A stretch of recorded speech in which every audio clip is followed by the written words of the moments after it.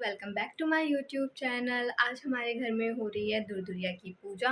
और चलो मैं आपको अब दिखाती हूँ हमारे यहाँ दुर्दुरिया की पूजा कैसे होती है। और हम यूपी के हैं और आप भी बताना क्या आपके यूपी में भी ऐसी पूजा होती है। दोस्तों यहाँ बैठे हैं 14 मैरिड लेडीज़ और सबके आगे लाई और मिठाई का प्रसाद रखा गया है। हमारे यहाँ लाई बोला जाता है मुरमुरे या पफ राइस को। इसके बाद मम्मी और मेरी चाची ने स्टार्ट करी है माता की पूजा, जैसे कि आप देख रहे हैं।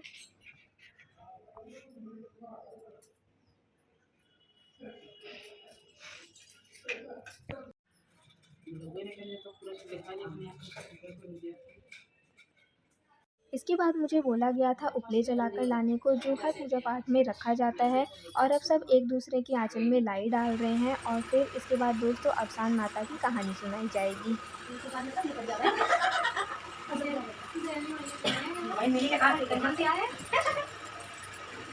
देख रहे हो गाइस, सब मुँह से कहानी बोलने की बजाय डिजिटल ज़माने की चीज़ों का यूज़ कर रहे हैं। मोबाइल से कहानी सुनी जा रही है। आप भी सुनिए, बहुत अच्छी है अवसान माता की कहानी। तो अम्मा भी जाने के लिए तैयार होने लगी।